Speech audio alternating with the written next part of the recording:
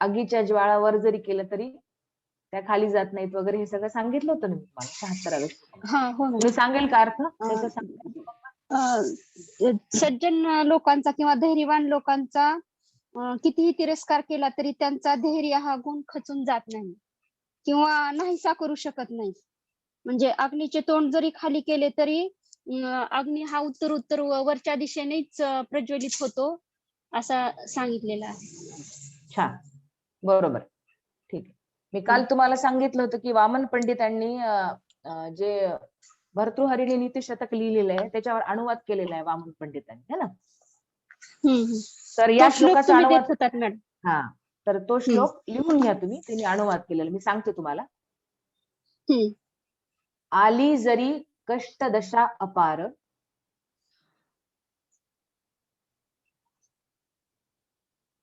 आली जरी कष्टदशा अपार, न टाकती धैर्य तथापि थोर.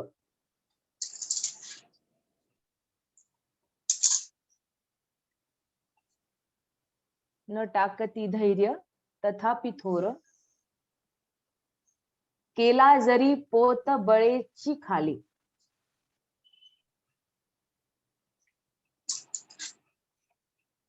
केला जरी पोत बळेची खाले, ज्वाला तरी ते वरती उफाळे. ज्वाला तरी ते वरती उफाळे. ओके, ठीक. आपण पाहिले की समाजामध्ये जो काही वर्ग असतो की ते धैर्य म्हणजे खच्चीकरण करणारे अनेक समाजामध्ये माणसं असतात आणि जे व्यक्ती चांगलं काम करण्यासाठी निघालेले आहेत समाजामध्ये त्यांचं धैर्याचं खच्चीकरण करणारे खूप प्रयोग केलेले जातात, पण तरी सुद्धा ते व्यक्ती त्यांचा धैर्य हा गुण सोडत नाही. आता या ठिकाणी सांगितले त्यांनी की आली जरी कष्टदशा अपार, त्यांना कठीण म्हणजे खूप परिस्थिती जरी समोर आली तरी धैर्य ते कधीच सोडत नाही. केला जरी पोत बळेची खाली, त्यांनी अग्नीचं उदाहरण दिलेलं आहे भर्तृहरींनी, आणि त्याचा पोत जरी आपण खाली जरी केला तरी त्याची दिशा भूल आपण करायचा जरी खूप प्रयत्न केला तरी त्या ज्वाळा जे असतात किंवा त्यांचं ते ठरवलेलं जे कार्य असतं, जे पथ असतो त्याच मार्गाने ते जात असतात, हे त्यांनी सांगितलेले. आता अशी खूप व्यक्ती आहेत समाजामध्ये. आपण पाहिले की सावरकरांना मागे तुम्हाला सांगितलं होतं, त्यांना जे कारावास सोसावा लागला, त्यांच्या घराची त्यांनी पूर्ण म्हणजे विल्हेवाट झाली त्यांच्या घराची, तरी सुद्धा खूप यातना भोगावं लागल्या त्यांना. आपण ते काथ्या कुटणं वगैरे हे सगळं त्यांना करावं लागलं त्या ठिकाणी. आणि कुठेतरी वाटलं असेल की आत्महत्या करावी अशी प्रवृत्ती त्यांच्या समोर पूर्ण ब्रिटिशांनी निर्माण केली होती सावरकरांच्या समोर, है ना. इतका म्हणजे आपण जर त्यांचं ते चरित्र वाचलं सावरकरांचं तर आपण म्हणजे असं वाटतं की अरे हा व्यक्ती कशाने तयार झालेला आहे, एवढा हा व्यक्ती एवढा त्रास तो कसा सहन करू शकतो बरं. त्याच्यामध्ये कुठेही स्वार्थपणा नाहीये, फक्त देशप्रेम आहे. आणि कधीतरी आत्महत्या करावी असं त्यांना वाटलं असेल ना, पण तरी सुद्धा आपलं धैर्य त्यांनी सोडलेलं नाहीये. उलट लक्षात घ्या की जेव्हा अशी परिस्थिती जेव्हा येते ना, मी काल बोलले होते तुम्हाला की आपलं धैर्य आणखीन वाढतं आणि साक्षात मृत्यू समोर बसलेला होता, असं मृत्यू तांडव करत असेल म्हणा किंवा ठाण मांडून बसलाय एक मृत्यू की बघू हा म्हणजे कधी मागे हटतोय, है ना, म्हणजे मला या व्यक्तीला नेता येईल. जेव्हा अशी परिस्थिती असते तेव्हा हे व्यक्ती खरी त्यांची परीक्षा असते आणि ते सहज त्याच्यामध्ये पास होऊन जातात. आणि त्यांनी सांगितलं की काय म्हणतात मग ते सावरकर की अनादि मी अनंत मी अवध्य मी भला, मारिल रिपू जगती असा कवण जन्माला. हे लिहून काढले की असं कोणीच नाही माझं धैर्य नष्ट करणारा, मला मारणारा. आत्मा अमर आहे, अविनाशी आहे मी. म्हणजे हे जे गुण आहेत, व्यक्ती मरतो शरीर जातं, पण हे जे काही गुण आहे सात्विकपणा, धैर्यपणा, परोपकार वृत्ती, याला मारू शकतो का आपण? नाही मारू शकतो. मला माहित नाही अशी व्यक्ती त्यांना असे किती जन्म घ्यावे लागले असतील, है ना. प्रत्येक जन्मामध्ये प्रत्येक असं गुणांचं गाठोडं बांधणं, एवढे सगळे प्रयत्न करणं, त्याच्यामध्ये किंचितही स्वार्थ नसणं आणि निस्वार्थपणे समाजासाठी करणं, ही माणसं कशी तयार झाली देवाला भगवंताला माहित आपल्या असं म्हणता येईल. ही त्यांनी हे लिहून काढले की अनादि मी अवध्य मी भला, मारिल रिपू जगती असा कवण जन्म.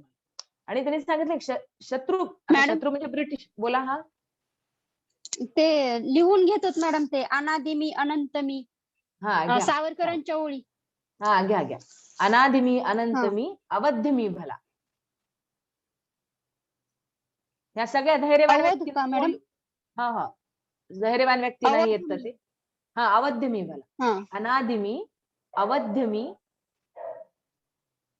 अनंत मी भला.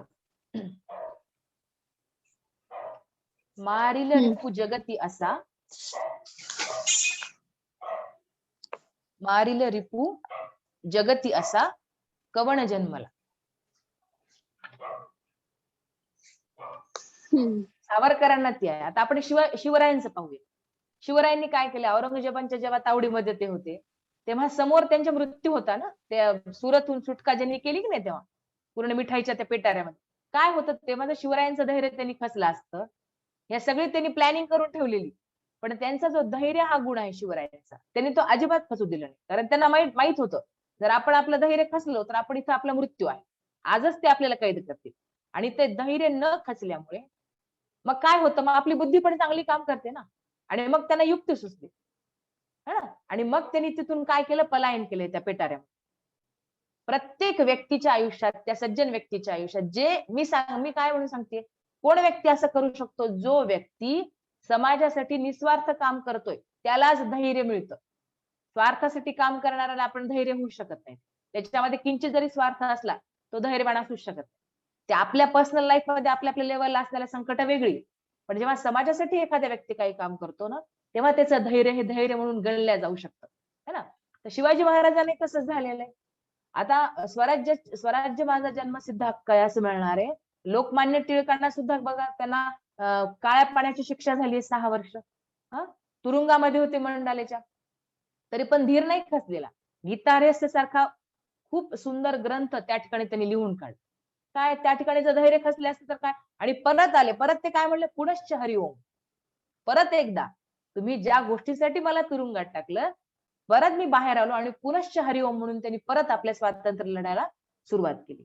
म्हणजे समाजामध्ये कितीही जरी घातक लोक असले, कितीही तुमची बुद्धी जर दुसरीकडे वळवणारे असले, तुमच्या ध्येयापासून तुम्हाला परावृत्त करणारे जरी लोक असले, तरी जे लोक आपली ध्येय साध्य करतात, जे समोर असतात, त्याच पथावर ते लोक चालत असतात. ठीक आहे, इथपर्यंत आपण काल पाहिलं. आता 76व्या श्लोकापर्यंत. आता पुढच्या पद्यामध्ये काय सांगितलंय भर्तृहरींनी, पुढील पद्यात शरीराला कष्टदायक गोष्टी घडल्या तरी चांगले, पण चारित्र्य कलंकित होणे योग्य नव्हे हे कवी सांगतात. आता या ठिकाणी शीलम परमभूषण, ज्याला म्हणतो शील सर्वश्रेष्ठ आहे ना, सगळ्यात महत्वाचे शील.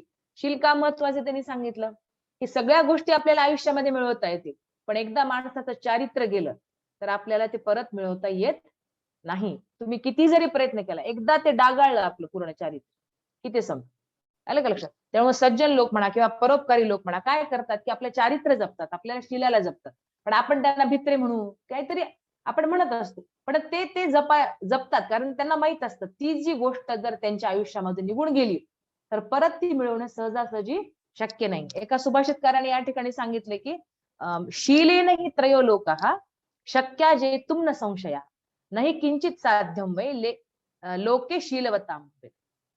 या जगामध्ये जे शीलवान लोक असतात ना, त्यांना काहीच असाध्य असं काही नाही. जे चारित्र्यवान लोक असतात त्यांना या जगामध्ये असाध्य असं काहीच नाही. ते काहीही साध्य करू शकतात. त्यांना सहज त्रैलोक्याचं म्हणजे त्रैलोक्याच्या ज्या काही सगळ्या गोष्टी, सुख वैभव जे काही सगळं मिळतं, फक्त आपल्याकडे काय पाहिजे, आपलं चारित्र्य पाहिजे असं त्यांनी सांगितलं. त्यामुळे ज्या काही पुढच्या गोष्टी आहेत, जे काही सगळे गुण आहेत, ते आपल्याला सहज मिळू शकतात असं त्यांनी त्या सुभाषितकाराने सांगितलं. चारित्र्य आपल्या आयुष्यामध्ये इतकं महत्वाचं आहे. आणखीन एक पुढचा श्लोक चालू केलाय का? हो केला ना, शिलाचा 77वा श्लोक चालू केला का मॅडम? हो 77वा केला. पण मी त्याच्या आधीच थोडी माहिती सांगते तुम्हाला शिलाविषयी. ठीक आहे, मी आता सांगितलं तुम्हाला, की शील ज्या व्यक्तीकडे आहे त्या व्यक्तींना त्रैलोक्यामध्ये ज्या काही सुख आहेत ती सगळे सुख त्यांना मिळतात असं मी सांगितलं. ठीक आहे, आणि ते साध्य करतात त्यात संशय नाही. त्याच्यामुळे जे काही सज्जन लोक आहेत ते शील जपतात, आपलं चारित्र्य जपतात. एका सुभाषितकारानं काय सांगितलं बघा, यथा चतुर्भिः कनकम परीक्षते.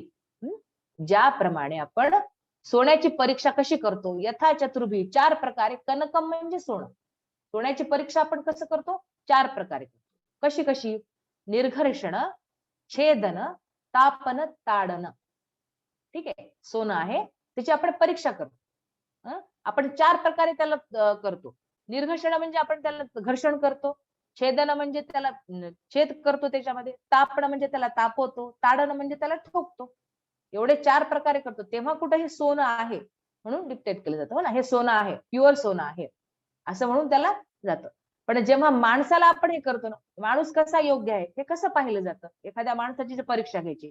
तथा चतुर्भिः पुरुषः परीक्षते. तर माणसाची पण परीक्षा 4 प्रकारे घेतली जाते. कशा प्रकारे घेतली जाते? श्रुतेन, शिलेन, गुणेन, कर्मणा. येते का लक्षात? श्रुतेन म्हणजे तो किती ज्ञानी आहे हे पाहिलं जातं. शिलेन म्हणजे त्याचं शील, चारित्र्य कसं आहे पाहिलं जातं. गुणेन म्हणजे त्याचे गुण पाहिले जातात. आणि कर्म म्हणजे तो त्याच्या जसं बोलतोय त्याप्रमाणे तो कृती करतोय का, हे 4 प्रकार. म्हणजे त्याच्यामध्ये शील आहे, लक्षात घ्या. त्याचं ज्ञान किती आहे, त्याचे गुण कसे आहे, तो कृती कसा करतो, अर्थात तो कर्म कसा करतोय, आणि तो शीलवान आहे. म्हणजे एखाद्या व्यक्तीला जर व्यक्ती म्हणायचं असेल, एखाद्या माणसाला जर माणूस म्हणायचं असेल, तर त्याचे काही 4 गुणामध्ये त्याची परीक्षा होते. त्याच्यामध्ये शील हे अत्यंत महत्वाचं मानलं गेलं आहे. त्याच्यामुळे जे सज्जन लोक असतात, परोपकारी लोक असतात, धैर्यवान लोक असतात, त्यांचं शील हा गुण त्यांच्याजवळ असणं खूप गरजेचं आहे. त्यामुळे या ठिकाणी त्यांनी शीलावर हा श्लोक दिले. बघा काय म्हणतायत ते या पद्यामध्ये.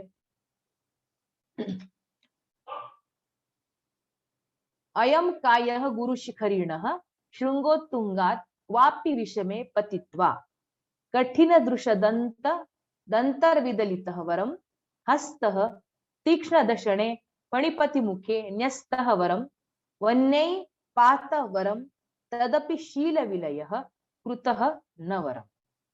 काय म्हणतात त्यांनी सांगितलं की कुठलंही संकट येऊ पण शील जाऊ नये. आता कुठलं संकट येऊ बघा, त्यांनी काय, अयम कायः, ही जी काय आहे, हा जो शरीर आहे, हे शरीर आहे, हा जो देह आहे, काय, गुरुशिखरीण शृंगोत्तुंगात वापि विषमे पतित्वा, कुठेतरी पडो. कुठे पडो?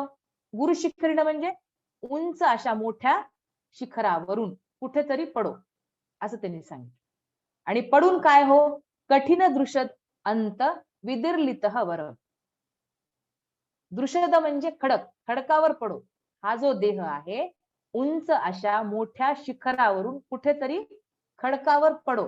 विदर्लितः वरम म्हणजे, आणि पडून काय हो, छिन्न विच्छिन्न हो, तुकडे होत. नुसता पडू नये तर तुकडे होत. हे संकट त्यांना मान्य. बघा किती भयानक, की हा जो देह आहे उंच अशा मोठ्या शिखरावरून खाली कुठेतरी, विषमे म्हणजे कुठेतरी, पतित्वा म्हणजे पडणे, कठीण अशा, दृश्यद म्हणजे खडक, लक्षात घ्या, दृश्यद म्हणजे खडक, आणि विदिर्लित म्हणजे छिन्न विच्छिन्न हो. हा देह उंच अशा कठीण अशा खडकावरून खाली पडून कुठेतरी असं पडून कुठेतरी पडून छिन्न विच्छिन्न होऊ, हे संकट त्यांना मान्य आहे. दुसरं कोणतं संकट मान्य आहे त्यांना? हस्तः तीक्ष्ण दशणे फणिपती मुखे न्यस्तः वरम. हस्त म्हणजे हात, तीक्ष्ण अशा दातांमध्ये, कोणाच्या? फणिमुखे म्हणजे सापाच्या, सापाच्या मुखामध्ये तीक्ष्ण अशा दातामध्ये हा हात घालणं चांगलं, ते आम्हाला मान्य. वन्य पात वरम, अग्नीमध्ये पडणं पण चांगलं. पात म्हणजे पडणे, वरम म्हणजे चांगलं, अग्नी, वन्य म्हणजे अग्नी, अग्नीमध्ये पडणं पण चांगलं. तदपि शील विलय कृतन, शील गमवणे, विलय म्हणजे त्याचा ऱ्हास होणे, परंतु शीलाचा ऱ्हास होणे किंवा शील जाणे हे चांगले नाही असं त्यांनी सांगितलं. शील हे सर्वश्रेष्ठ आहे आणि म्हणून तो गुण असणं त्यांना मान्य, किंवा जाणं हे सज्जन लोकांना मान्य नाही, किंवा परोपकारी लोकांना मान्य नाही, धैर्यवान लोकांना मान्य. ठीक आहे, आता सांगितलेल्या श्लोकाचा अर्थ कळालाय का तुम्हाला? थोडे शब्द अवघड आहेत त्याच्यामध्ये, कळतंय का? परत एकदा करू का रिपीट मी? थोडासा अवघड असेल. हा ठीक आहे, बघा लक्षात घ्या. अयम कायः म्हणजे ही काया. ठीक आहे, गुरु शिखरीण म्हणजे, गुरु म्हणजे मोठा, मोठ्या अशा शिखरावरून, शृंगोत्तुंगात म्हणजे उंच शिखरावरून, उंच आणि मोठ्या शिखरावर, ही काया उंच आणि मोठ्या शिखरावरून काय हो, कुठेतरी, विषमे म्हणजे कुठेतरी, पतित्वा पडो. ठीक आहे, आणि कठीण खडकावर पडून, कठीण दृश्यद म्हणजे कठीण खडकावर पडून विदर्लितः वरम म्हणजे छिन्न विच्छिन्न होवो. विदर्लित आहे ना, त्याला म्हणायचं छिन्न विच्छिन्न. मागे शब्द आहे अंतिर्विलित, छिन्न विच्छिन्न होवो. हस्त हात तीक्ष्ण अशा सापाच्या मुखामध्ये सहज जाऊ किंवा जाणे चांगले. न्यस्तम वरम म्हणजे न्यस्त म्हणजे जाणे, वरम म्हणजे चांगले. जाओ अग्नीमध्ये पडणे चांगले. पात म्हणजे पडणे, अग्नीमध्ये पडणे चांगले. पण तदपि पण शील विलय, जे शील आहे, शील गमावणे किंवा कमी होणे, शीलाचा ऱ्हास होणे चांगले नाही. कारण शील जर असेल तरच तुमच्यामध्ये असलेल्या सगळ्या गुणांना महत्व आहे असं सांगितलंय त्यांनी. शेवटी एक 80वा श्लोक पण शीलाचाच आहे तुम्हाला, त्यामुळे शील हा सर्वश्रेष्ठ गुण या ठिकाणी त्यांनी सांगितलेला. ठीक आहे, आलंय लक्षात? हो मॅडम. ठीक.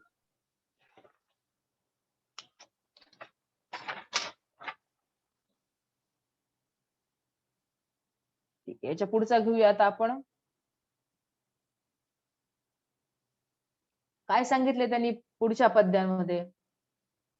पुढील पद्यात कवी सांगतात की ज्याच्या अंगी सद्वर्तन उत्कर्षाला पोहोचलेले असते त्याच्यासाठी दुःखद गोष्टी सुखद होतात. बघा, म्हणजे ज्याची वागणूक आहे, ज्याचं सद्वर्तन आहे, ज्याचे गुण आहे, ज्याचा सज्जनपणा आहे, ज्याचं परोपकार करण्याची वृत्ती आहे, ज्याच्यामध्ये धैर्य आहे, असे जे व्यक्ती आपण आतापर्यंत पाहिले किंवा भर्तृहरींनी आपल्याला जे दाखवले व्यक्तिमत्व, ती जी व्यक्ती आहेत आतापर्यंत आपण अभ्यासलेली व्यक्ती, त्यांना त्यांच्यासमोर अनेक संकटे जरी आली तरी ते कितीही मोठे जरी असले तरी त्याचं रूप कसं होतं?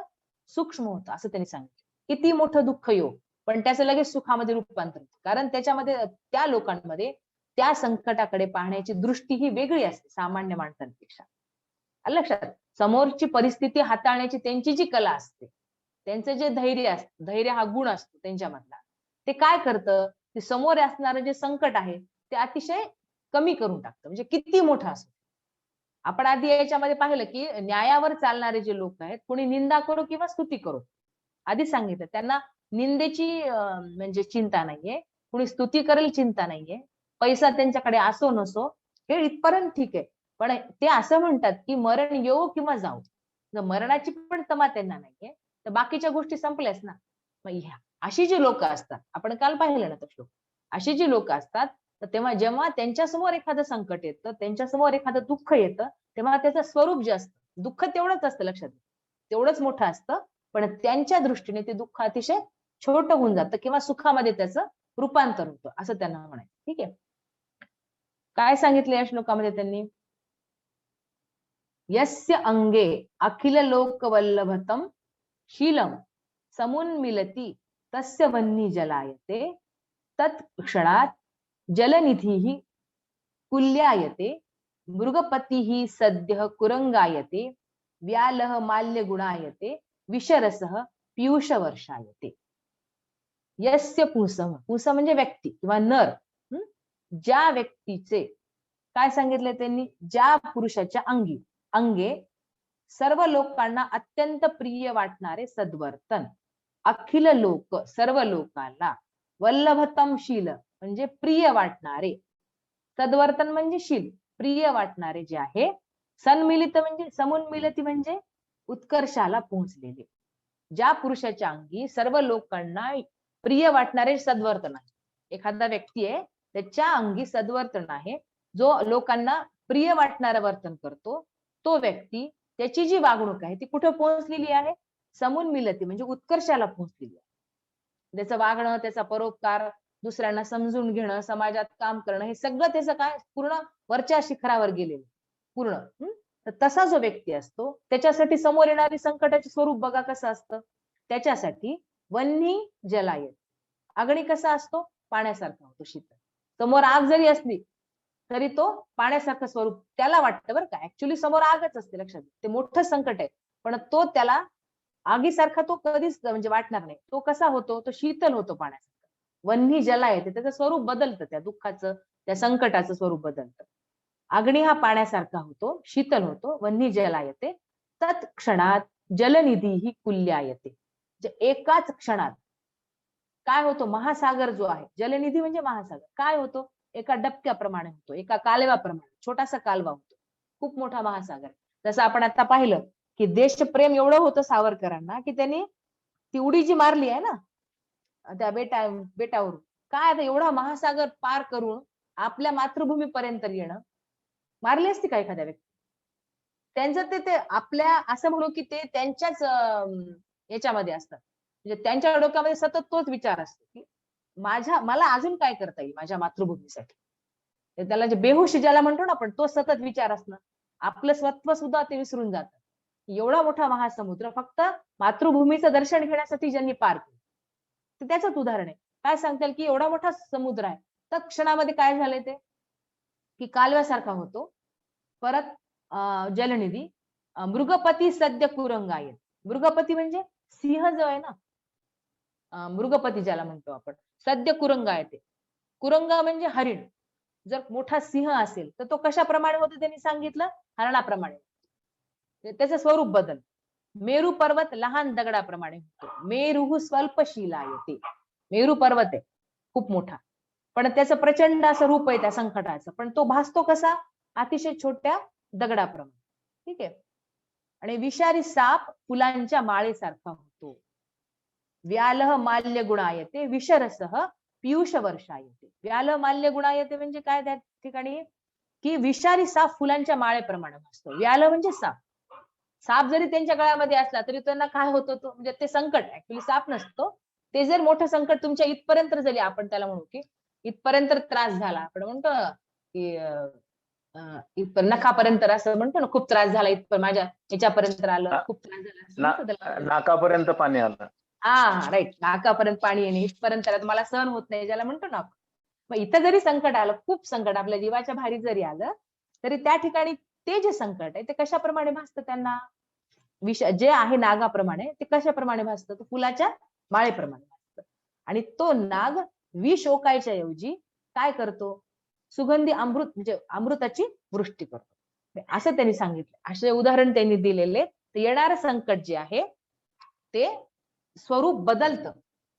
कशाला पाहून बदलतं, त्या व्यक्तीच्या मध्ये असणाऱ्या धैर्य या गुणाला पाहून समोरचं जे संकट आहे ते आपले आपण त्याला म्हणू की आपले गुण बदलतं, पूर्ण विरुद्धच होऊन जातं ना ते, असं या ठिकाणी त्यांनी सांगितलं.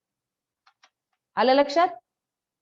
बघा, ज्या पुरुषांच्या अंगी सर्व लोकांना अत्यंत प्रिय वाटणारे सद्वर्तन, इथं अखिल लोक वल्लभतम, शील म्हणजे सद्वर्तन, समून मिलती म्हणजे उत्कर्षाला पोहोचलेले. शब्दानुशब्द पहा, म्हणजे मग तुम्हाला ते थोडस परीक्षेमध्ये लिहित असताना जर संस्कृत शब्द आठवतो बघा, जर आता तुम्ही शब्दशः अर्थ समजून घेतला ना, तर परीक्षेमध्ये लिहित असताना एखादा श्लोकाचा तुम्ही अर्थ लिहिताय, तर लिहित असताना थोडस तुम्हाला जर त्या मराठी शब्दाचा संस्कृत शब्द आठवला, तर सिंगल कॉमा देऊन ते शब्द तिथे लिहायचा त्या उत्तरामध्ये आणि त्याला अंडरलाईन, जेणेकरून परीक्षक त्या शब्दाकडे पाहते, म्हणजे त्यांना काय वाटतं, हा समून मिलत, ते उत्कर्षाला पोहोचलेला, उत्कर्षाला पोहोचलेले असते. हा जो शब्द आहे तो सिंगल कॉमा देऊन तुम्ही अंडरलाईन करून लिहिला उत्तरात, की त्यांना वाटतं की अरे यांचा श्लोकांचा पण अभ्यास खूप आहे, होतं ना. तुम्ही निव्वळ पाठांतर केलेलं नाही अर्थाचं, तर तुम्ही श्लोकांचा पण अभ्यास केलेला आहे, असं आपल्याला कुठतरी तिथं त्यांना कळतं.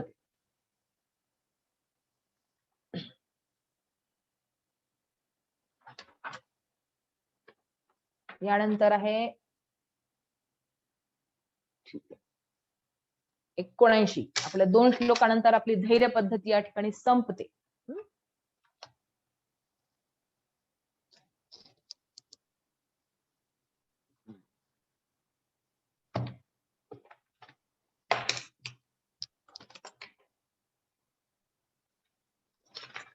खूप चांगला आहे पुढचा श्लोक हा. पुढील पद्यात कापलेल्या वृक्षाचे व चंद्राचे उदाहरण देऊन सुखानंतर दुःख व दुःखानंतर सुख येत असल्याने धीर पुरुष दुःखी होत नाहीत, हे असे इथे या ठिकाणी प्रतिपादन केलेलं. जे धैर्यवान लोक असतात त्यांना माहित असतं सुख दुःख कसं आहे, चाकाच्या दयाच्या प्रमाणे, चाकाप्रमाणे येतं जातं, हे त्यांना माहिती ती परिस्थिती आपल्या आयुष्याची. आणि त्याच्यामुळं कितीही दुःख आलं तरी ते त्यांना माहित असते की आज दुःख आहे आणि उद्या सुख आहे. उद्या जर सुख आलं तर सुखही राहणार नाही आणि दुःख पण राहणार आहे. या ठिकाणी एका सुभाषितकाराने सांगितले की सुखमा पतितम सेव्यम दुःखमा पतितम तथा. बघा, आपण आता हा अभ्यास करत नाही होता आपल्या श्लोकाचा, मी दुसरा श्लोक सांगते.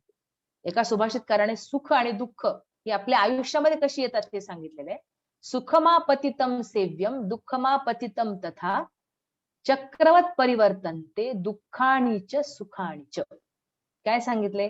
सुख आलं तरी त्याचा भोग घ्यावा, सुखमापतीत, आणि दुःख आलं तरी त्याचा भोग घ्यावा. चक्रवत परिवर्तन, चक्राप्रमाणे काय असतं त्याचं परिवर्तन असतं. दुःखानीच सुखानीच, सुखानंतर दुःख येतं आणि दुःखानंतर सुख येतं. त्याच्यामुळे सुख दुःख हे अनित्य आहेत असं गीतेमध्ये सांगितले की नाही भगवंताने अर्जुनाला. आणि तू सहज त्याचा काय कर, सहन कर. ते अनित्य, ते बदलणारे आहेत, ते राहणारे. आता आपण म्हणतो की खरं तर आपण जन्माला येणं आपल्या हातात नाही है ना, पण जन्माला आल्यानंतर सुखात राहणं, आनंदात राहणं हे आपल्या हातात आहे. आता या ठिकाणी ते आपण मी काल तुम्हाला सांगितलं होतं की गदिमांनी ते गीत रामायण वगैरे लिहिलं, आपण म्हणतो ना, मी सांगितलं तुम्हाला. त्याच्यामध्ये आणखीन एक सुख दुःखावर असं आहे की माणूस जन्माला येतो पण माणसाच्या हातात सुख दुःख काहीच. त्याच्यामध्ये आहे की पराधीन आहे जगती पुत्र मानवाचा, दैव जात दुःखे भरता. ऐकले का गाणं कधी तुम्ही? नाही वाटतं, तुम्ही सुधीर फडकेंचं ते गाणं नाही ऐकलं. दैव जात ऐकलं दुःखे मॅडम. भर, ऐकले ना? हा, दैव जात हो, दुःखे भरता, पराधी. हा, दोष ना कुणाचा, पराधीन आहे जगती पुत्र मानव. है ना, आपल्या हातात नाही. आपण जन्म आपलं दिलाय भगवंताने जन्म, पण इथं त्या सीतेनं इतकं चांगलं सांगितलं या ठिकाणी. दुसऱ्या एका श्लोकामध्ये बघा, तुम्हाला आणखीन म्हणजे त्याचं स्पष्टीकरण देते मी सुख दुःखाचं. काय सांगितले? सर्वम परवशम दुःखम सर्वम आत्मवशम सुखम एतत् विद्यात समासेन लक्षणम सुख दुःख योग. सुख आणि दुःखाचा श्लोक आहे या ठिकाणी. बघा, जे जे दुसऱ्यांच्या ताब्यात असते ते दुःख, व जे जे स्वतःच्या ताब्यात असते ते सुख. ही दुःख आणि सुखाची डेफिनेशन तुम्ही लिहून घ्या, नोट डाऊन करा, तुम्हाला या श्लोकाला काम हा. आलं. सर्व परवशम दुःखम लिहा, सर्व परवशम दुःख, सर्वम दुःख. सर्वम, हा, दुःख, सर्वम परवशः, सर्वम परवशम दुःख. ठीक आहे. सर्वम आत्मवशम सुखम, सर्वम आत्मवशम सुखम. काय अर्थ? जे दुसऱ्यांच्या ताब्यात आहे ते दुःख, पर म्हणजे दुसरे, आणि सर्व आत्मवशम सुखम म्हणजे जे स्वतःच्या ताब्यात आहे ते सुख. एतत् विद्यात समासेन, खाली लिहून घ्या,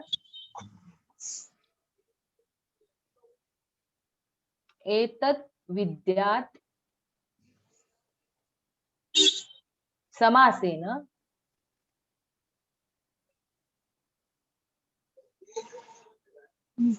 लक्षणम सुख दुःख योग.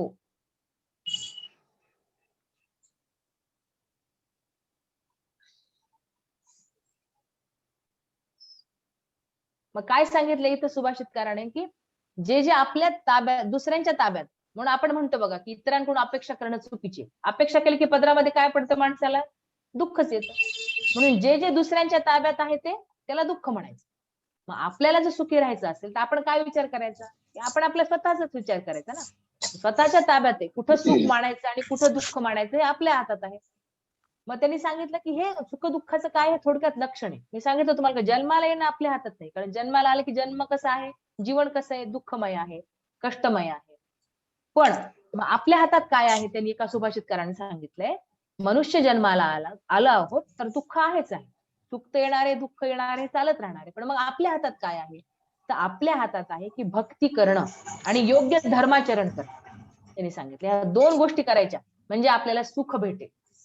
म्हणजे दुःख आपल्यापर्यंत आलं तरी इथं जसं धैर्यवान व्यक्ती समोर संकट आलं सुद्धा ते कसं होतं, छोट होतं. कारण आपल्या दैव योगामध्ये, आपल्या नशिबात दैव पद्धती आपल्याला आहे. पुढे काय लिहून ठेवलं हे आपल्याला माहित नसतं. आपल्याला आपल्या आयुष्यामध्ये एका क्षणाचाही आपण पुढे काय होईल आपण सांगू शकत नाही. मग हे सगळं इतकं अनित्य आयुष्य आहे. तर मग हे जे असं आयुष्य आहे ते कसं घालवायचे? आपण भक्ती करून घालवायचे, धर्माचं आचरण करून आपण ते आयुष्य घालवायचे. म्हणजे आपण सुखाकडे आणि दुःखाकडे समत्व बुद्धीने आपल्याला पाहता येईल, जे गीतेमध्ये अर्जुनाला भगवंतानी सांगितलं. ठीक आहे. आता बघा, दंडकारण्यामध्ये जाताना सीतारामाला म्हणते की न सुखात लभते सुखम धर्मात प्रभवते सुख. सुखातून सुख निर्माणच होत नाही असं सीतेचं म्हणणं. सुख जे आहे तिचं असं म्हणणं सुखातून सुख निर्माण होतच नाही. तुम्हाला जर सुख निर्माण करायचं धर्मातून सुख निर्माण करा. धर्मात प्रभवते सुखम हे कोटेशन लिहून घ्या. धर्मात प्रभवते सुखम. धर्मापासून सुख निर्माण असं तिथं म्हणलेलं. त्याच्यामुळं ही जे हे असतात धैर्यवान व्यक्ती असतात सज्जन लोक असतात काय करतात मग धर्माचंच आचरण करतायत ना. धर्मो रक्षती रक्षत हो ना रक्षण करतो. जो धर्माचं रक्षण करतो त्याच धर्म काय करतो रक्षण करतो. आणि धर्माचं रक्षण करण्याचंच काम कोण करतात सज्जन लोक करतात. त्याच्यामुळेच ती लोक कशी असतात म्हणजे कशी पाहिजेत शीलवान पाहिजेत. म्हणजे ह्या सगळ्या गोष्टी एकमेकांवर अवलंबून आहेत या ठिकाणी सांगितलं. मॅडम वर एतत् विद्यात् समासेन लक्षणम सुख दुःखयोः त्याचं मीनिंग काय मॅडम. हे सुख दुःखाचं थोडक्यात लक्षण आहे असं त्यांनी सांगितलं. हेच सुख दुःखाचं थोडक्यात लक्षण आहे. लक्षण आहे हे लक्षण आलं लक्ष. ठीक आहे. आणि धर्मो रक्षती रक्षणः म्हणजे आपण धर्माचं रक्षण केलं की धर्म आपलं रक्षण करतो. धर्मो रक्षती रक्षक. ठीक आहे. धर्मो रक्षती रक्षक. रक्षती रक्षत.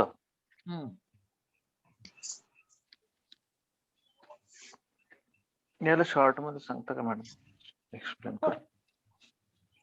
म्हणजे आता आपण धर्म आपण पालन करणं ज्याला धर्म पालन करणं काय योग्य वागणूक करणं. आपण जर वागणूक योग्य ठेवली तर आपणही उद्या जेव्हा संकटात जाऊ तेव्हा तोच धर्म आपलं रक्षण करेल ना. आता तुम्ही या ठिकाणी पाहिलं आता ते मोदींचंच आपण उदाहरण घेऊया ना. ते महादेवाची पिंड सध्या चालू आहे ना सापडलेली.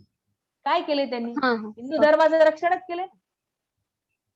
आज जर त्यांनी हिंदू धर्माचं रक्षण केलंय तर उद्या आपल्या पुढच्या पिढीचं रक्षण कोण करणार आहे. तो स्वयंभू असा धर्मच करणार आहे. आज जर तुम्ही धर्माला वाचवलं तर आपल्या संस्कृतीला आज जर तुम्ही वाचवलं तर उद्या आपल्या पुढच्या पिढीचं रक्षण तोच धर्म करणार आहे. बरोबर आहे.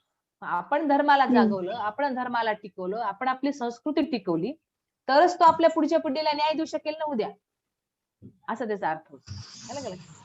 ठीक आहे मॅडम बोला. सीतेच्या तोंडचं हे वाक्य न सुखात लभते सुखम धर्मात प्रभवते सुखम. दंडकारण्यात जाताना सीता म्हणाली रामान की धर्माचं रक्षण केलं तरच त्याच्यामध्ये काय होईल सुख तुम्हाला मिळेल असा त्याचा अर्थ होईल. ठीक आहे.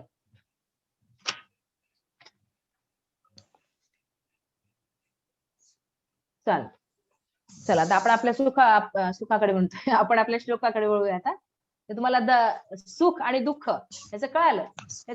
हा श्लोक जो आहे वरच्या ओळीचा सर्वम परवशम दुःखम सर्व आत्मवशम सुखम ही ओळ पाठ करून टाकून द्या या श्लोकासाठी. कोणत्या 79 जे आपण शिकतोय आता. ठीक आहे. कोणती ओळ मॅडम. आता श्लोक सांगितलं मी तुम्हाला सर्वम परवशम दुःखम. आता नाही श्लोक दिला मी तुम्हाला. हो तेच 79वा श्लोक ना मॅडम. हो 79वा. मग हा पूर्ण पाठ करायचा का. नाही पहिलं जे कोटेशन आहे तेच पहिली ओळ जी आहे सर्व परवशम दुःखम आहे ना ती ओळ पाठ करा. एकच लाईन त्या श्लोकाची. येतंय का लक्षात. नाही 1 मिनिट मॅडम. इथं वेगळा श्लोक आहे चिन्नो पिरो होती तर वृक्षिनो. नाही ते मी नाही सुरू केला आणखी. तो सुरूच नाही केला. त्याचं आधीची माहिती देते मी तुम्हाला. सुख दुःख म्हणजे काय सुख दुःख कशाला म्हणायचं हे तुम्हाला आधी कळलं पाहिजे ना. मग तुम्ही कोणत्या अंडरलाईन करा म्हणतायत. अंडरलाईन नाही लक्षात घ्या. आपण जो 79वा श्लोक शिकतोय त्याच्यामध्ये काय सांगितलंय त्यांनी 2 उदाहरणं दिलेले आहेत. आणि जे धैर्यवान पुरुष असतात त्यांना दुःख होत नाही. सुखानंतर दुःख व दुःखानंतर सुख येत असल्याने ती जी धैर्यवान लोक असतात त्यांना सर्व परवशम दुःख. ठीक आहे. तर त्याच्यासाठी त्या श्लोकाची पूर्व माहिती लिहिण्यासाठी हा श्लोक तुम्ही वापरा असं म्हणते. आलं लक्षात. हो दोन्ही वापरा. सीतेचं वाक्य वापरा आणि हा वरचा श्लोक पण वापरा. हो मग आता आपण आपल्या श्लोकाकडे जाऊया. हो. हा काय चालेल. सांगितले त्यांनी? हा पुढील पद्यात कापलेल्या वृक्षाचे व चंद्राचे उदाहरण देऊन सुखानंतर दुःख व दुःखानंतर सुख येत असल्याने धीर पुरुष दुःखी होत नाही असे प्रतिपादन केलेले आहे. म्हणजे जे धीर पुरुष आहेत त्यांना हे सगळं माहिती आहे, जे आपण आता अभ्यास केलेला आहे सुख आणि दुःखाचा, है ना, ते त्यांना सगळं माहिती आहे. म्हणून त्यांना सुख आणि सुखानंतर दुःख येतं आणि दुःखानंतर सुख येतं, त्याच्यामुळे ते कुठल्याही गोष्टीचं दुःख मानत नाहीत, असं त्यांनी या ठिकाणी सांगितलं. कुठलं आहे आता बघा, छिन्नः अपि तरुः पुनः रोहति, क्षीणः अपि चंद्रः पुनः उपचीयते इति विमृशन्तः सन्तः विधिरेषु न संतप्यन्ते.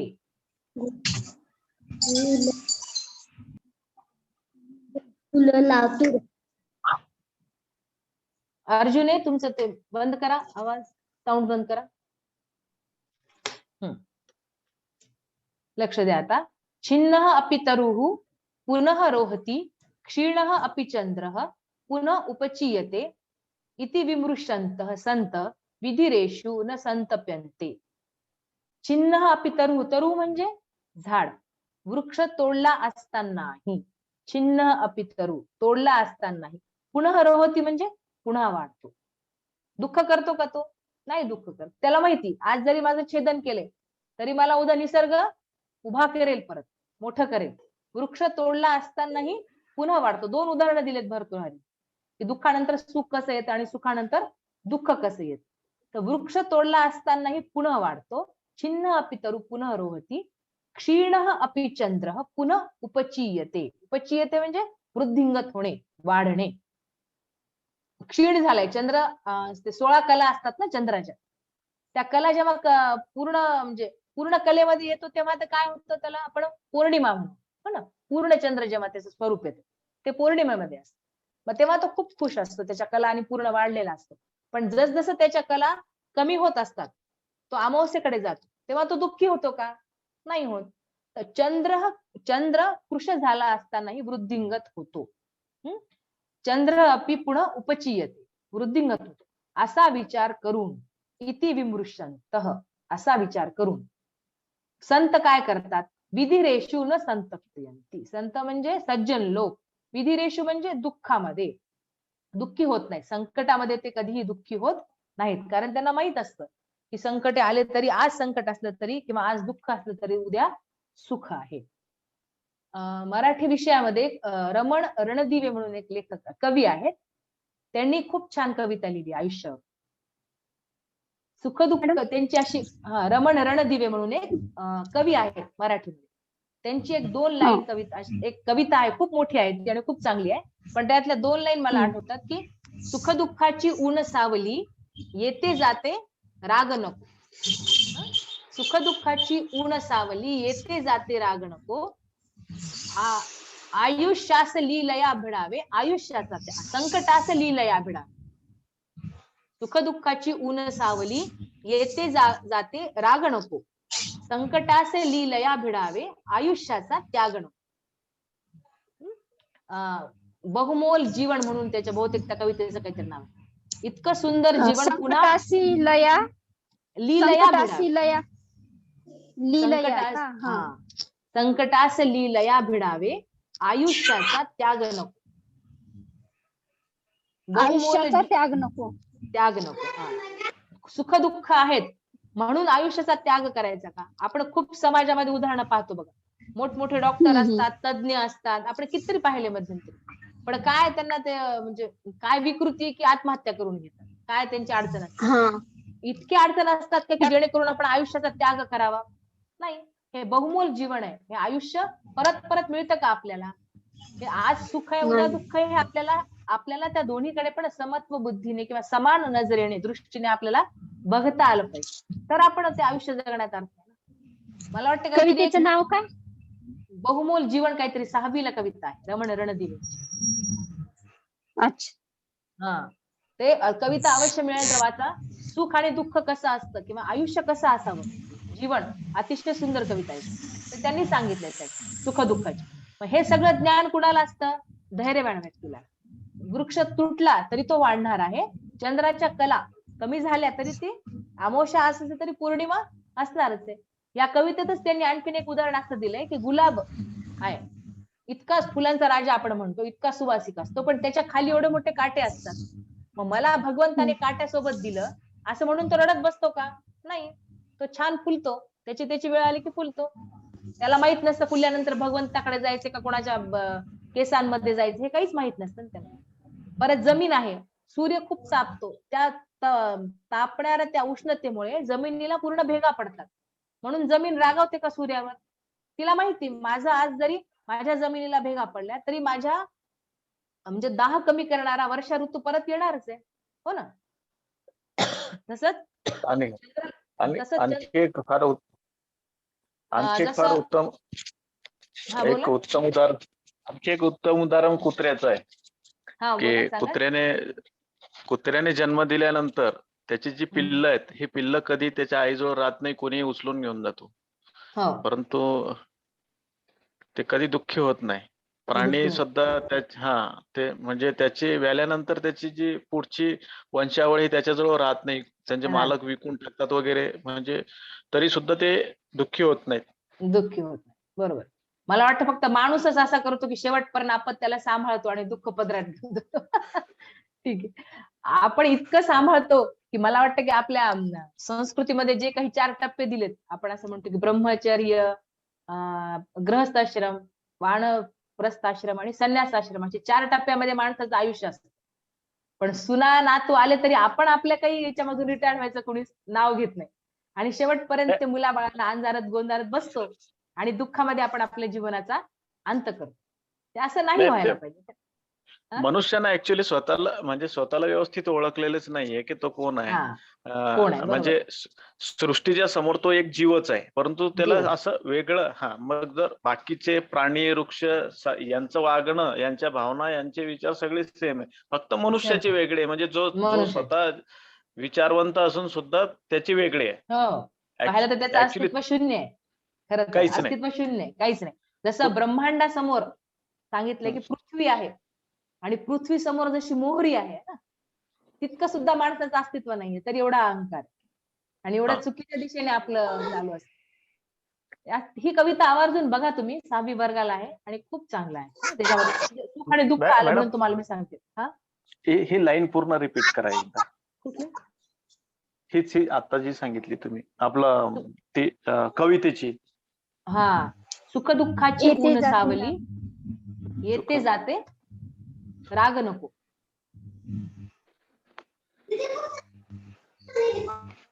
संकटास लीलया भिडावे, आयुष्याचा त्याग नको.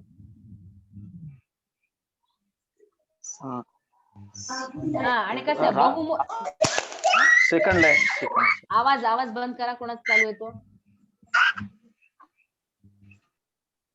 सेकंड लाईन सांगा मॅडम. संकटास लीलया भिडावे, संकटास लीलया भिडावे, भिडावे आयुष्याचा त्याग नको.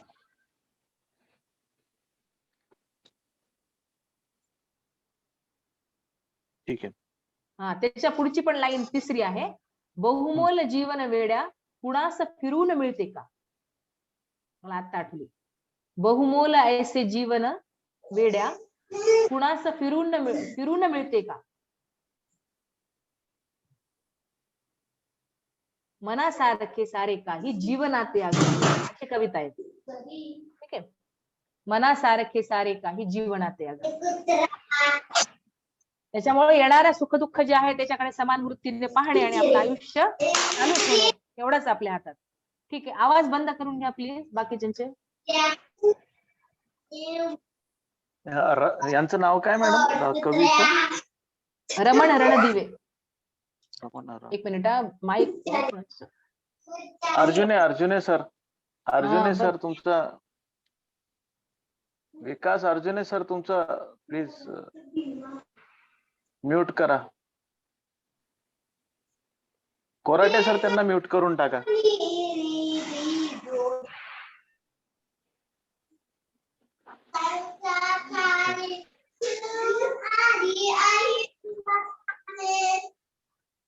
त्यांनी फक्त चालू करून निघून गेले वाटतं बहुतेक. हा, बहुतेक तसंच झालं, त्याच्यामुळेच ते मुलांचा आवाज.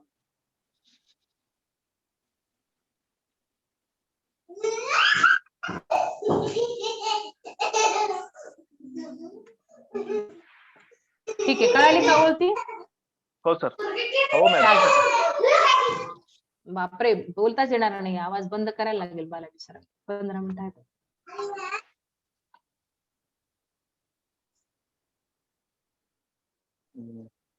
मॅडम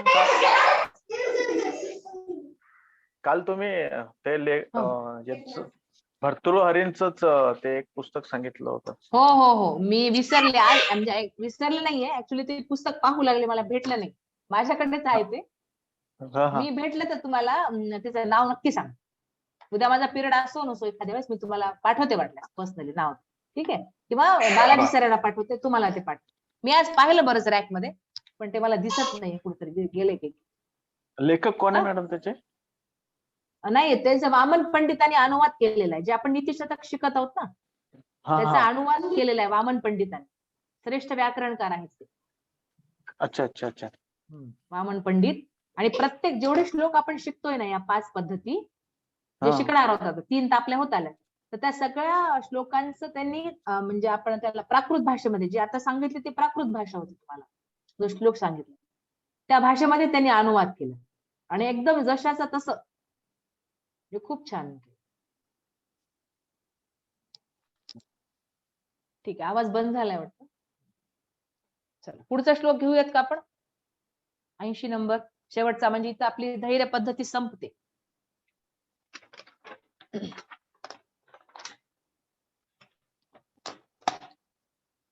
चला,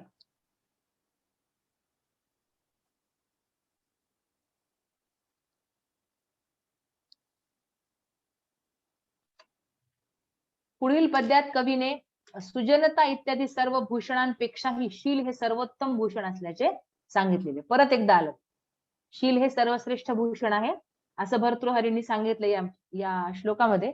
आपण पाहूयात, हे धैर्य पद्धतीमधला सगळ्यात शेवटचा श्लोक आहे. यानंतर धैर्य पद्धती संपते. एका सुभाषितकाराने काय सांगितलंय, की जर तुम्हाला लोकांची वाहवा मिळवायची असेल, किंवा लोकांकडून तुम्हाला कौतुक मिळवायचं असेल ना, हे श्लोकाबद्दल बोलत नाही, आपल्या दुसरी माहिती सांगतो.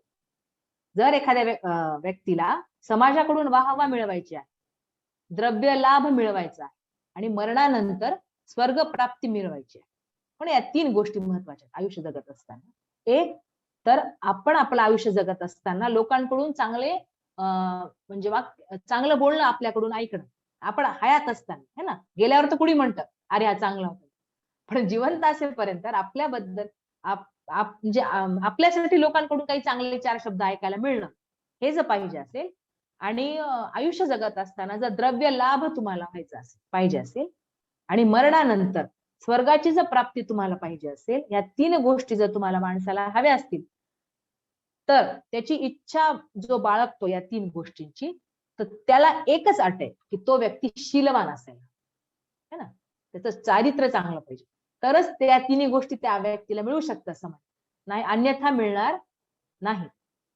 चांगलं बोलणं लोकांकडून, आयुष्य जगत असताना द्रव्य लाभ, आणि मरणानंतर आपण मानत असू तर मोक्ष प्राप्ती किंवा स्वर्ग प्राप्ती, हे मिळतं सहज.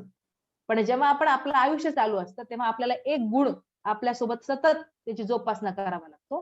तो गुण म्हणजे कोणता आहे? चारित्र्य आहे, शील आहे, असं त्यांनी सांगितलं. ठीक आहे. जसं आता आपण म्हणतो की सुवर्णम ही यथा श्रेष्ठम सर्व धातुषु गण्यते. सुवर्ण आहे, सोनं आहे, सगळ्या धातूंमध्ये कसं असतं ते श्रेष्ठ मानलं जातं. तथा गुणेषु सर्वेषु सौजन्यम श्रेष्ठम उच्यते. सौजन्य हा गुण सगळ्यात श्रेष्ठ आहे.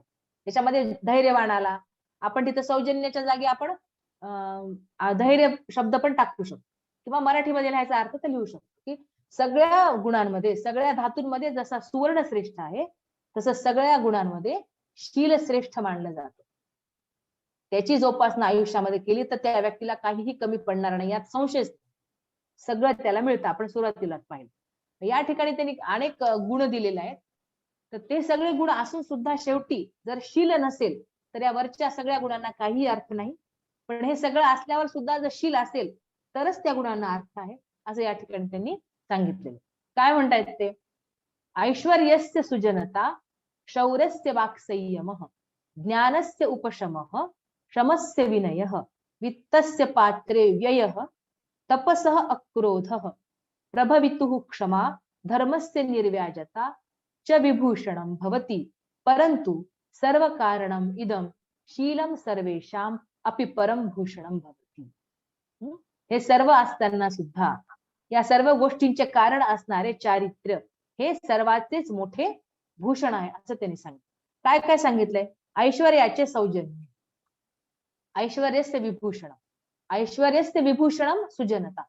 ऐश्वर्यस्य सौजन्यता म्हणजे ऐश्वर्य भरपूर आहे, पण त्याच्यामध्ये सज्जनपणा आहे, सात्विकपणा आहे, हे महत्वाचं त्यांनी सांगितलं.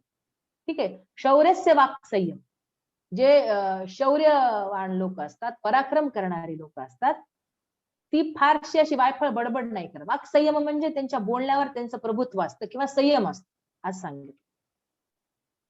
ज्ञानस्योपशमः, ज्ञानस्योपशम म्हणजे जे ज्ञानी लोक कशावरून ओळखायचे?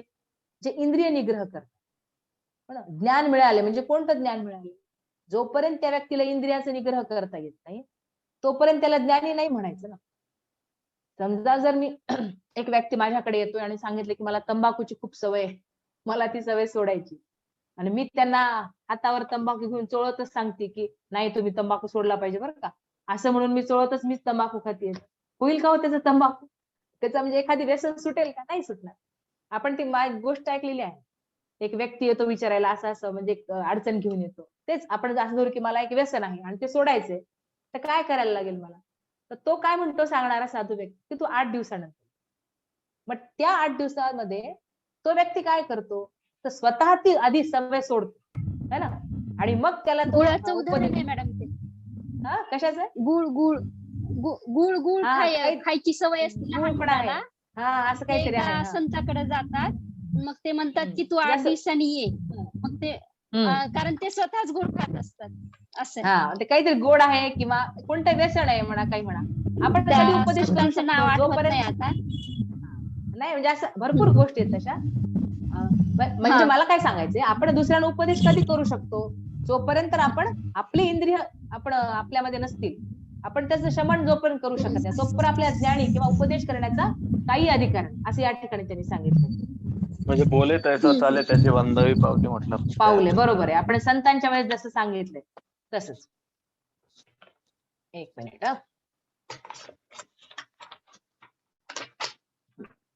ठीक आहे. ज्ञानस्योपशमः आणि शमस्य विनयो. हो, शमस्य विनयो म्हणजे शम म्हणजे काय? विद्वत्ताचे भूषण काय आहे? विनय आहे. इथं शमस्य जो आहे ना, तो शब्द चुकलेला आहे बरं का, तिथं श्रुतस्य पाहिजे. श्रुतस्य विनयो तुमच्या याच्यामध्ये घ्या, ते शमस्य न झाले, श्रुतस्य विनयो. विनयो ज्ञानी लोकांमध्ये नम्रता आवश्यक. जोपर्यंत नम्रता नसेल तोपर्यंत त्याचं ते ज्ञानीपणा काहीच कामाचं नाही. वित्तस्य पात्रे व्ययः. वित्तस्य म्हणजे पैसा जो आहे ना, पैशाचा जो आपण खर्च करतो, ज्याला म्हणतो व्यय करतो, पैसा जो खर्च करतो, ते योग्य मार्गाने केलं त्या पैशाला किंमत आहे ना. आपण अयोग्य मार्गाने किंवा किती जरी खर्च केला तरी त्या पैशाची काहीच, लक्ष्मीची काहीच किंमत राहणार. तर पैसा जो आहे वित्तस्य पात्रे योग्य मार्गाने. श्रुतस्य घ्या, श्रुतस्य. श्रुतस्य हा योग्य अर्थ लागेल. थोडस मिस्टेक दिसायला लागले, बघितलं मी बराच वेळ, पण ते अर्थ नीट लागत नाही. ठीक आहे. हो. हा, आणि अक्रोधस्तपसः, न रागावणे हे कशाचं लक्षण आहे? तापसी लोकांचं, जो तपश्चर्या करतात त्यांचं लक्षण कोणतं आहे? न रागावणे. अक्रोध, क्रोध म्हणजे रागावणे, अक्रोध म्हणजे न रागावणे. अक्रोध तपसः, जे तपस्या करणारे लोक असतात ते, त्यांचं लक्षण काय? न रागावणं, तरच त्याचं योग्य.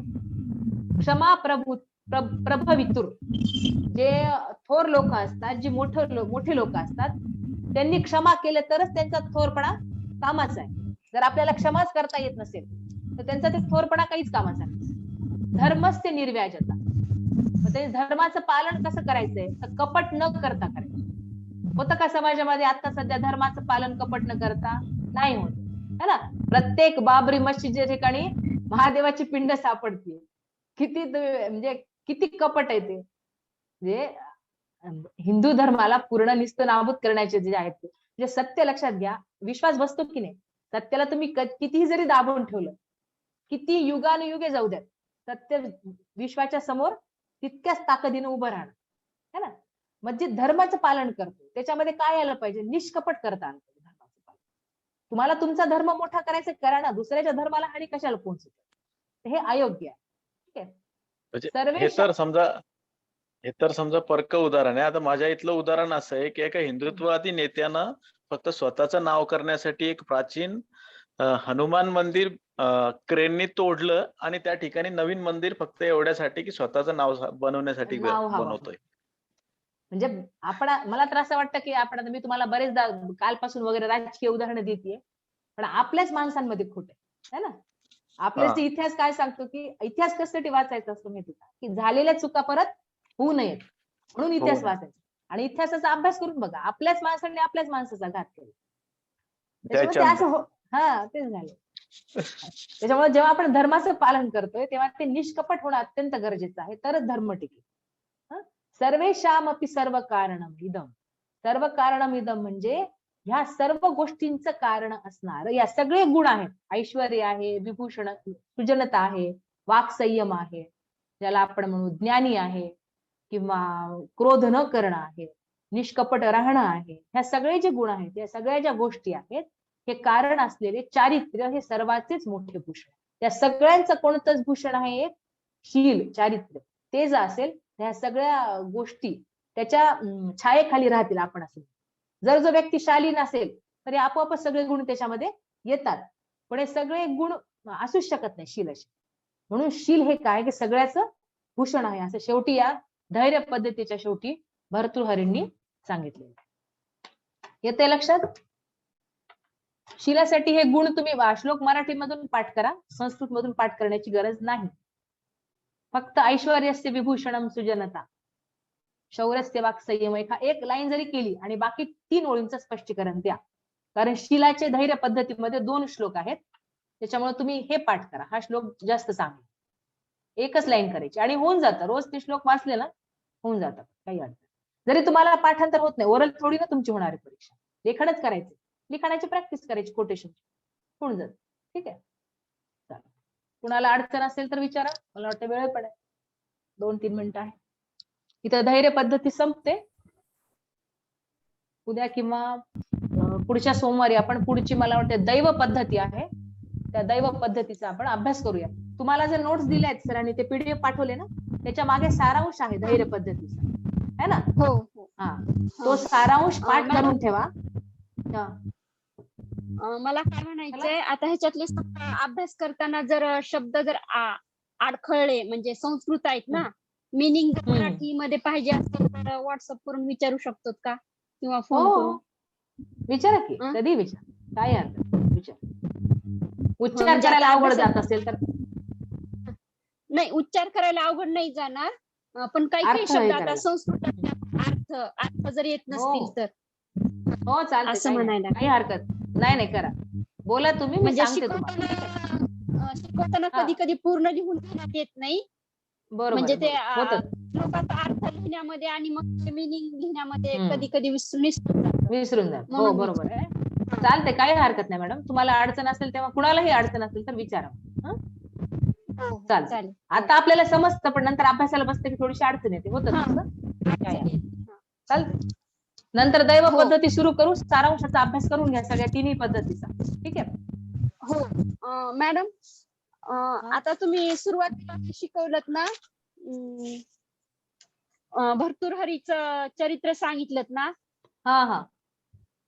तर सगळ्या पद्धती झाल्यानंतर एकदा ते रिपीट करतात का? हो, चालतं. आपण पेपर पॅटर्न पाहून ते रिपीट करूया. बहुतेक असं मला वाटतं की त्यांच्या चारित्र्याचा प्रश्न तुम्हाला येणार नाही, मला असं वाटतं. चारित्र्य नाही सांगावं लागणार, फक्त त्यांची भाषा शैली, त्यांची वैचारिक सौंदर्य, त्यांनी वापरलेले काही शब्द संस्कृत मध्ये, जसं आपण पाहिलं काल गोधडी आहे, असे वेगवेगळे शब्द आहेत ना संस्कृत मधले, ते तुमचं लेखन शैली सांगत असताना थोडासा संदर्भ घ्यावा लागेल. पण त्यांचं वैयक्तिक चरित्र तुम्हाला नाही येणार, तरी आपण पेपर पॅटर्न परत एकदा रिपीट करूया. तर आपलं उत्तर जरा चांगलं येतं असं.